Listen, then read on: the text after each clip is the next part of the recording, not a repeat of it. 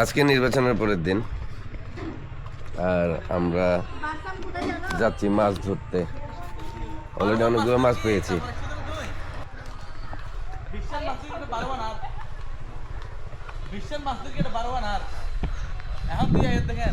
ছাড়া মারার দে, ছাড়া ছাড়া ছাড়া বাস।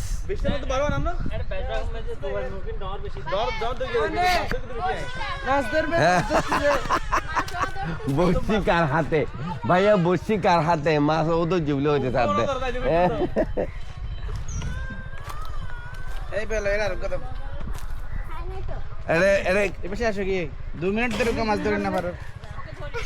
বই মাছ ধরবে ওই জন্য অনেকক্ষণ ধরে চেষ্টা করতেছে বেচারা ফিল্ম করার জন্য, বাট কোনো অবস্থাতে মাছ ধরা হইলো না, আর মেমোরি ফুরে যাওয়ার অবস্থা।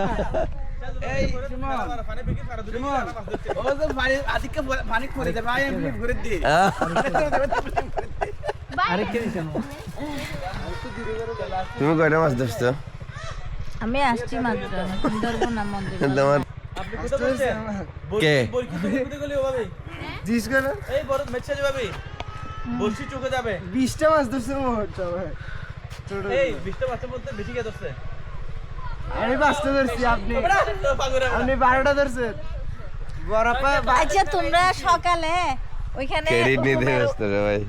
কালকে একটা সুন্দর পরিবেশে নির্বাচন গেল। আমি ডক্টর ইউনূস সরকারের বিশাল একটা সার্থকতা দেখি এখানে। যদিও আমার ইন্টারেস্ট নির্বাচনের চেয়ে বেশি ছিল গণভোটে। এটা কিছুটা বলতে আমি লজ্জা পাচ্ছি যে আমার এলাকায় গণভোটে না ভোট পড়েছে বেশি, কিন্তু কি বুঝে না ভোট দিয়েছে আমি জানি না। তবে এটা সত্য যে যারা না ভোট দিয়েছে তারা নিজেরাই জানে না কেন না ভোট দিয়েছে, এবং ম্যাক্সিমাম তারা জানে না না ভোট বললে কী হবে কিংবা হা ভোট বললে কী হবে। তো যদি জানতো, আমার মনে হয় যে 27% যেটা না ভোট পড়েছে ওখানেও অন্ততপক্ষে আরও 20% হা ভোট পড়তো। এই জায়গাটা আমার বেশ পছন্দের। একসময় ছিল এটাকে বেশি পছন্দ করতাম, কিন্তু এখন এটার চাইতে ওই গাছের ছায়ার জায়গাটা খুব পছন্দ আমার।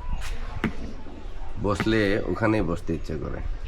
আর ওই গাছগুলো আমার বাবা রোপণ করে গিয়েছিল, ওনার জন্য আজকে ওই জায়গাটা অনেক সুন্দর। বাই দ্য ওয়ে, আজকের কাহিনী কিন্তু এখান থেকেই শুরু। নির্বাচনের এক সপ্তাহ আগে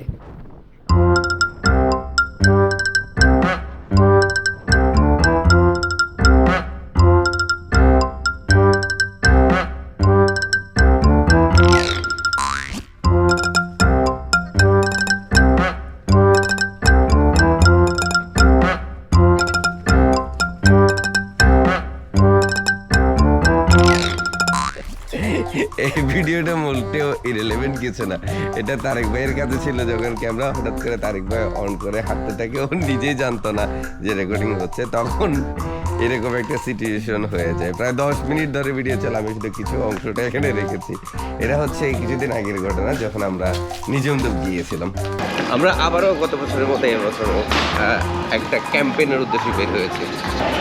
প্রতিবারের মতো আমি আবার and I feel like cool when I am traveling with family. তো আমার দায়িত্ব কোনো রকমে একটা লাগছে, আরেকটা লাগে না, খেয়াল করো না, আরেকটা লাগে আমার, এটা বাইরে পুরো। যেখানে আমি না ব্যাগটা বেশি জরুরি। আমরা একটু দেরি করার কারণে রাত্রে আমাদের যেটা হাতিয়ার জাহাজ ছিল সেটাকে মিস করেছি। অন্য একটা জাহাজ ধরে আমরা চলে গেলাম বেতুয়া। পরের দিন সকাল একই দায়িত্বে আমি, মহাখুশি। আমাদের জন্য আগে থেকে স্পিড বোট ওয়েট করছিল। আমরা জাহাজ থেকে নেমে সরাসরি স্পিড বোটে করে চলে যাই প্রথমেই কবিরাজ।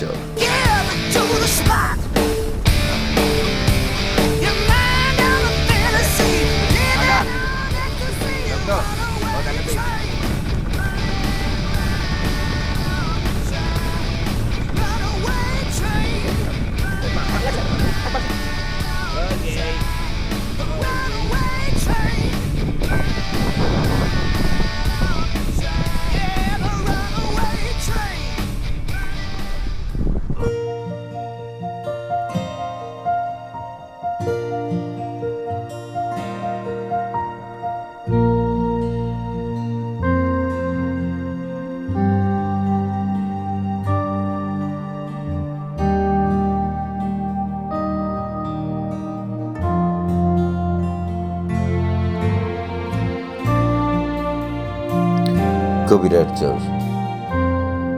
জানেন কখন সবচেয়ে বেশি সুন্দর লাগে? যখন নির্জন, কেউ থাকে না, আপনারাই আছেন পরিবারের সাথে, বন্ধুদের সাথে, কেউ নেই আপনাদেরকে ট্রাভেল করার জন্য। তখনই না জায়গাটা অনেক বেশি সুন্দর লাগে।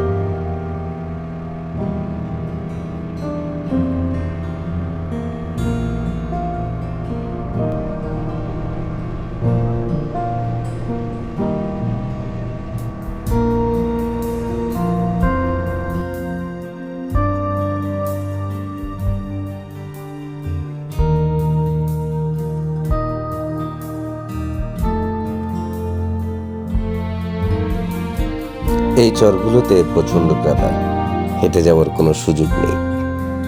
তাতে কি আমাদের দেখারও তৃপ্তি থাকবে? পাখির চোখে ভেসে বেড়াতে তার কোনো আপত্তি নেই।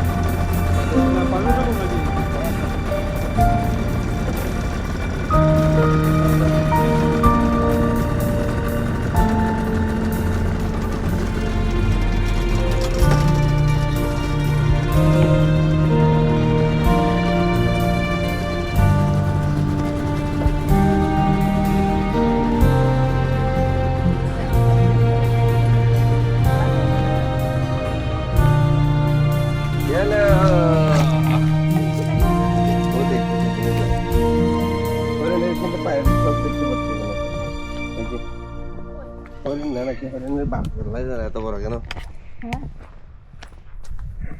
মনে হইতেছে হরিণ না? এই যে ছোট ছোট হরিণ নাহলে ছাগল কোন একটা হবে।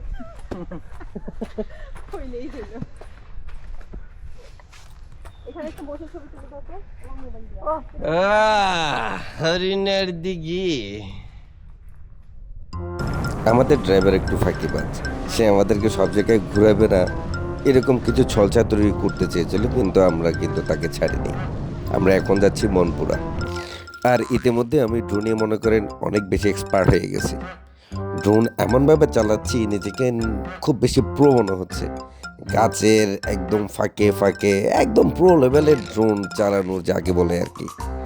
আমি তো মানে কি যে করব, এই যে ড্রোনের যে এত বিশাল একটা কম্পিটেন্সি, মনপুরাতে যেভাবে ড্রোনটা চালালাম আমার তো রীতিমতো মনে করে নেক্সট লেভেলের একটা স্পৃহা চলে গেল।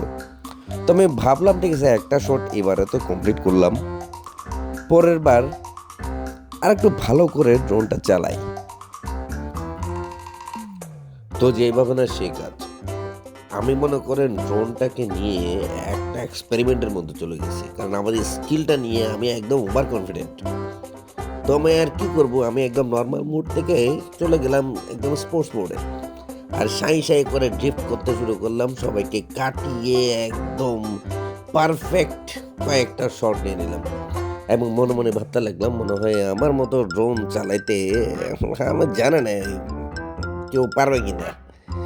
তো আমি আর একটু চিন্তা করলাম যে ড্রিফটটা করে একদম পড়ে গেল।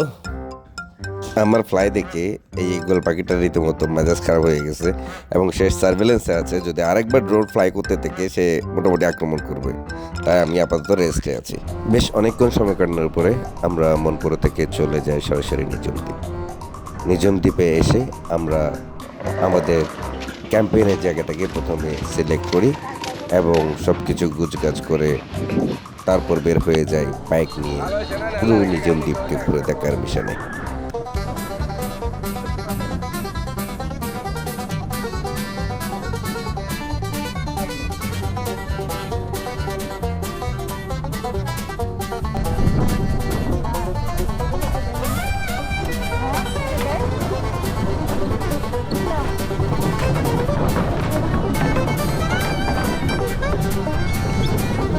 মজার ব্যাপার হলো নিঝুম দ্বীপের রাস্তাগুলো না অসম্ভব ভাঙাচোরা, কিন্তু তার চেয়ে ডেঞ্জারাস যে বাইকটাতে আমি চড়ে আছি এটা তার চেয়ে বেশি ভাঙা।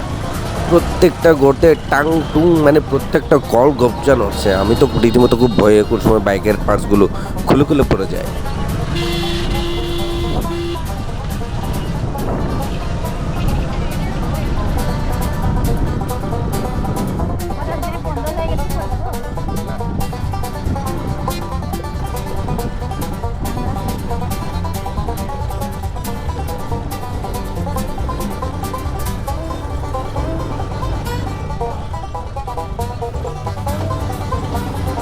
ভাঙ্গা চুরা রে ভাই তোমার রোড কেন?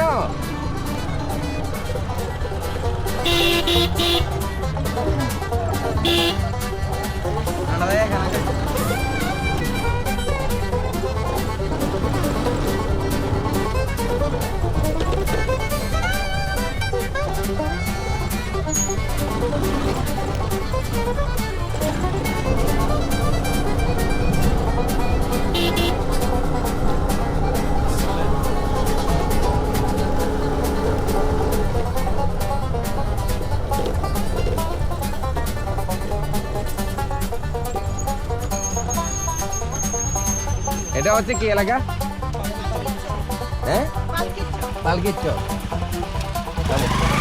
তোমার বান্ধবী পারতেছি না আমি, আমাকে জোর করে পালাই দিব। সুদাই কান্না করতেছে, নামে যাবো আমি, নামে যাবো। মানে ও আমাকে মানে তুমি আগ্রহ করতেছো না কেন? ওর ব্যাপারটা এরকম এরকম এরকম করতেছে তো বয়না তো গাড়ি এটা এরকম এরকম করবে না, তুমি কোন রুট দিয়ে আসতে বুঝতে পারো না। বাংলা গাড়ি এটা গাড়ি রিপেয়ার না করে ঠিক মতো, আই মিন এই গিয়ার অয়েল টায়ারগুলো ঠিক মতো চেঞ্জ করে নেই, যার কারণে ওইটা লোয়ার পিএম এ বন্ধ হয়ে যাচ্ছে গাড়ি।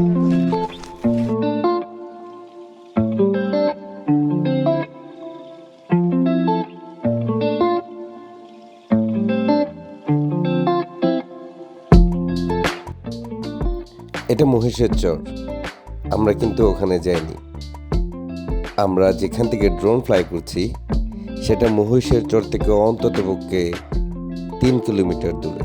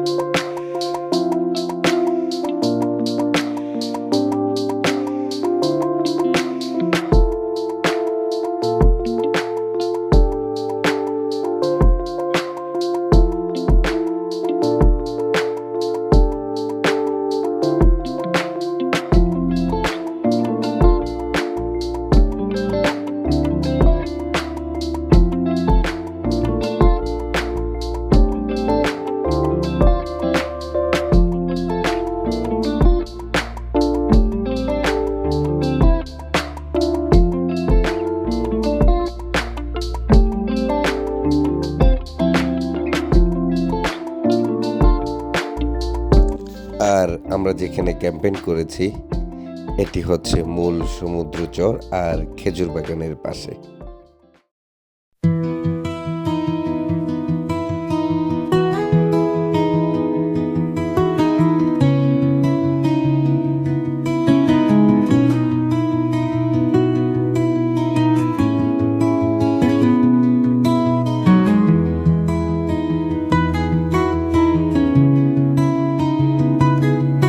হলুদ কালারের তাঁবুটা দেখতে পাচ্ছেন, সেখানে আমরা আজ রাত থাকবো।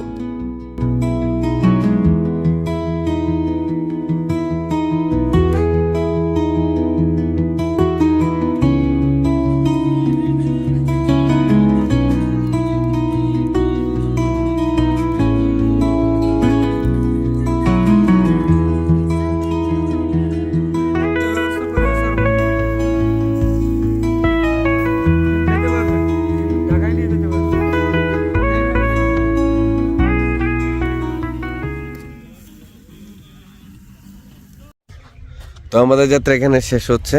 আজকে সকাল 6টায় আমরা উঠছি, অনেক ঠান্ডা ছিল। এখন আমরা একটু নাস্তা করবো, তারপর আমরা চলে যাব একটা ট্রলারে করে সরাসরি হাতিয়া, ওখান থেকে ঢাকা। তো দুটো দিন বেশ সুন্দর কাটালাম। আমার কাছে কেমন জানি মনে হয়েছে চরকুকরি মুকরি যে স্মৃতিটা সেটাকে পুনরাবৃত্তি করলাম। আর সেই সাথে ভিডিওটা এখানে শেষ করছি। নিশ্চয়ই আরেকটা কোনো ভিডিওতে আবার আপনাদের সাথে দেখা করবে। তো সবাই ভালো থাকেন। আল্লাহ হাফেজ।